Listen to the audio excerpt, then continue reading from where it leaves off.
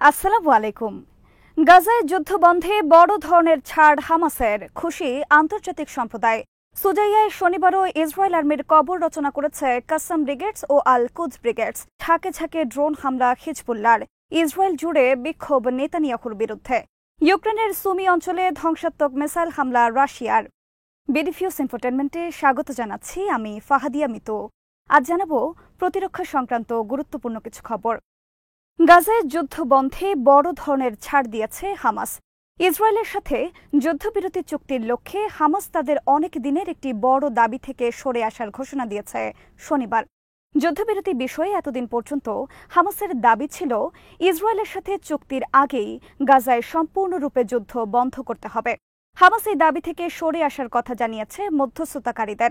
এ খবর দিয়েছে বার্তা সংস্থা রয়টার্স সহ আন্তর্জাতিক বিভিন্ন প্রভাবশালী গণমাধ্যম। ইসরায়েলের গণমাধ্যমে হামাসের এই নমনীয় অবস্থানকে স্বাগত জানিয়ে খবর প্রকাশ করেছে। সিএনএন সহ বিভিন্ন গণমাধ্যমের খবরে বলা হয়েছে, এখন কেবল ইসরায়েল রাজি হলেই শিগগির সম্ভব যুদ্ধবিরতি। বার্তা সংস্থা রয়টার্সের খবরে বলা হয়েছে, যুদ্ধবিরতি চুক্তির ১৬ দিনের মাথায় হামাস মুক্তি দিতে রাজি হয়েছে তাদের কাছে থাকা পুরুষ যুদ্ধবন্দী এবং অসুস্থ বৃদ্ধ নারীদের। একই সময়ে গাজায় ইসরায়েল আন্তর্জাতিক বিভিন্ন সংস্থাকে অনুমতি দেবে ত্রাণ কার্যক্রম পরিচালনার। এরপর স্থায়ী যুদ্ধবিরতির লক্ষ্যে ৬ মাস ধরে আলোচনার সুযোগ পাবে উভয় পক্ষ। এ সময় ইসরায়েল গাজায় হামলা করবে না বলে মধ্যস্থতাকারীরা হামাসকে নিশ্চিত করবে। এই শর্তে যুদ্ধবিরতিতে রাজি হয়েছে হামাস। আগে হামাসের দাবি ছিল শুরুতে ইসরায়েলকে গাজায় স্থায়ীভাবে যুদ্ধ বন্ধ করে সব সেনা সরিয়ে নিতে হবে। এই অবস্থানের প্রতি নমনীয়তা প্রকাশ করেছে হামাস। টাইমস অব ইসরায়েল সহ বিভিন্ন গণমাধ্যমের খবরে বলা হয়েছে, বাইডেনের সর্বশেষ যুদ্ধবিরতি প্রস্তাবের প্রতি সমর্থন দিয়েছে হামাস। যুদ্ধবিরতি প্রস্তাবের বড় একটি শর্ত থেকে সরে এসে নমনীয় অবস্থান নিয়েছে হামাস। যুক্তরাষ্ট্রের বার্তা সংস্থা এপির খবরে বলা হয়েছে, মধ্যস্থতাকারীরা হামাসের কাছে অঙ্গীকার করেছেন স্থায়ী যুদ্ধবিরতি নিয়ে আলোচনা চলাকালে ইসরায়েল গাজায় হামলা করবে না। এই অঙ্গীকার করার পর হামাস তাদের পুনর্যুদ্ধ বন্ধের দাবি প্রত্যাহার করে নেয়।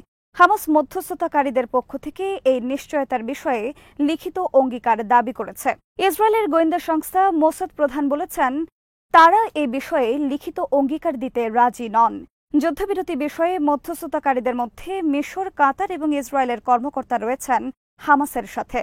যুক্তরাষ্ট্রের কর্মকর্তারাও এর আগে বেশ কয়েকবার আলোচনায় ছিল।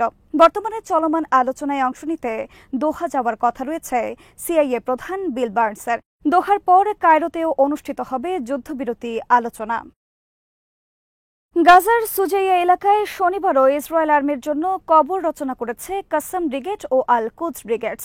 কাসাম ব্রিগেডের এক বিবৃতিতে বলা হয়েছে, সুজাইয়ায় শনিবার একটি ইসরায়েলি পদাতিক বাহিনীর ওপর অ্যান্টি পার্সোনাল ক্লেমোর মাইন বিস্ফোরণ ঘটিয়ে হত্যা করা হয়েছে কয়েকজন ইসরায়েলি সেনাকে।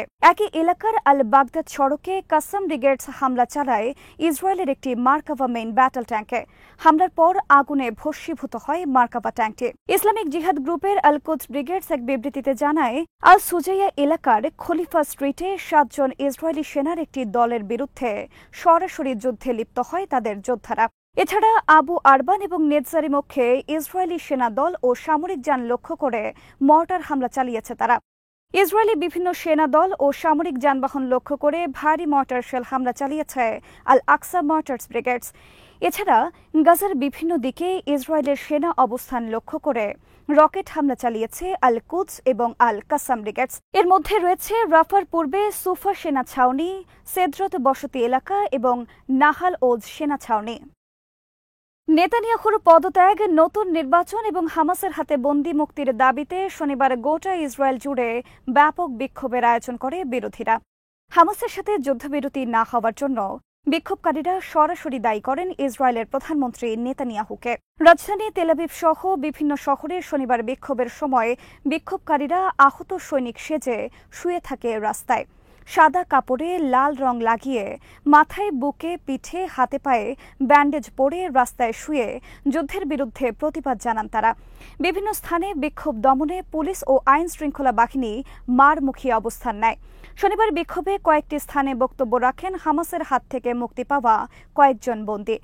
এদিকে গাজার নসিরাত উদ্বাস্তু ক্যাম্পে ইসরায়েল শনিবার বিমান হামলা চালিয়েছে একটি স্কুলে। স্কুলটিতে আশ্রয় নিয়েছিল কয়েক হাজার ফিলিস্তিনি উদ্বাস্তু। ইসরায়েলের হামলায় শনিবার স্কুলটিতে নিহত হয়েছে কমপক্ষে ১৬ জন উদ্বাস্তু।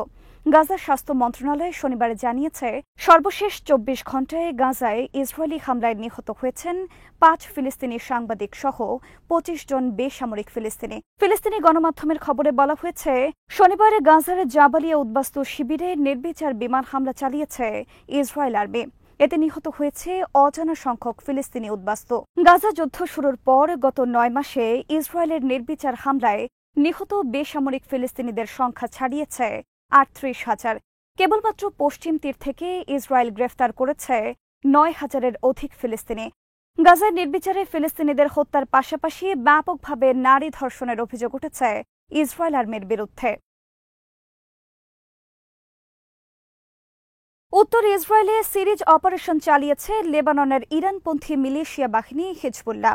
শনিবার হিজবুল্লাহর এক বিবৃতিতে বলা হয়েছে, ইসরায়েলের দখলে থাকা ফিলিস্তিন ও লেবাননের বিভিন্ন এলাকার সামরিক স্থাপনা ও ইসরায়েলি সেনা দল লক্ষ্য করে চালানো হয়েছে ঝাঁকে ঝাঁকে ড্রোন হামলা। বেইত হিলালের ৯১তম ব্রিগেডের ৪০৩তম ব্যাটালিয়নের আর্টিলারি পজিশনে ধ্বংসাত্মক ড্রোন হামলা চালিয়েছে হিজবুল্লাহ।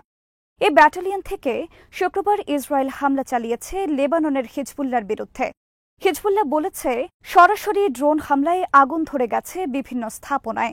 শনিবার বিকেলে হিজবুল্লাহ রকেট হামলা চালিয়েছে কফর সুবা হিলসের রুয়েসাদ আল আলম এবং আল সামাকা সেনা ছাউনিতে। প্রতিটি সেনা ছাউনিতে সরাসরি আঘাত করেছে হিজবুল্লাহর মিসাইল। বালবেক মহাসড়কে হিজবুল্লাহর একটি রকেট সরাসরি আঘাত করেছে একটি চলন্ত গাড়িতে। শনিবার সকালে ইসরায়েল আর্টিলারি হামলা চালায় লেবাননের মারুন আল রাস, অল নাকুরা এবং ইয়ারুন উপশহরে। এদিকে বড় আকারে মহড়া পরিচালনা করেছে ইয়েমেন আর্মি।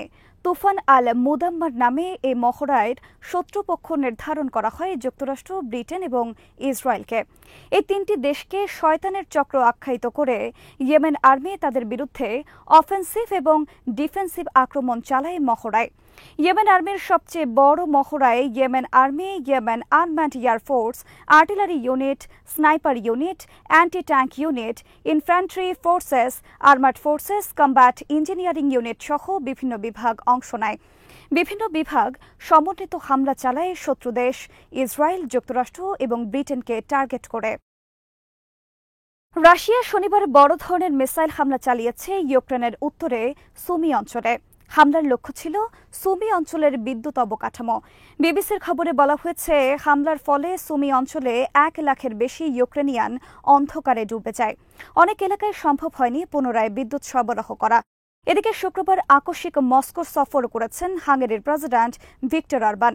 তার এই সফরে বিতর্ক জন্ম দিয়েছে ব্রাসেলসে, কারণ হাঙ্গেরি প্রেসিডেন্ট বর্তমানে ইউরোপিয়ান ইউনিয়নের প্রেসিডেন্ট। মস্কো সফরের সমালোচনার জবাবে ভিক্টর অরবান বলেছেন, মস্কো সফরে তিনি কারো অনুমতির তোয়াক্কা করেন না। ইউক্রেন যুদ্ধে হাঙ্গেরির ভিক্টর অরবান শুরু থেকে প্রকাশ্যে রাশিয়ার পক্ষে অবস্থান নিয়েছেন। মস্কো সফরের উদ্দেশ্য নিয়ে ভিক্টর অরবান বলেছেন, তিনি ইউক্রেন যুদ্ধ বন্ধের চেষ্টা করছেন। ভিক্টর অরবানের সাথে বৈঠক শেষে রাশিয়ার প্রেসিডেন্ট পুতিনের পক্ষ থেকে প্রকাশিত বিবৃতিতে বলা হয়েছে, তিনি যেন তেন কোনো যুদ্ধবিরতিতে রাজি নন।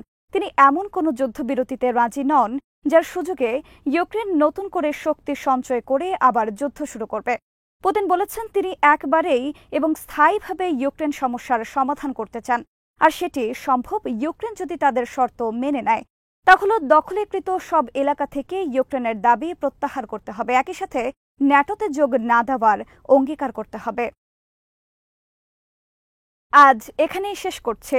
সমরাষ্ট্র, প্রতিরক্ষা ও কূটনীতির নানা তথ্য জানতে চোখ রাখুন বিডিফিউজ ইনফোটেনমেন্টে। চ্যানেলটি ভালো লাগলে সাবস্ক্রাইব করুন, সংযুক্ত থাকুন আমাদের ফেসবুক পেজে। আল্লাহ হাফেজ।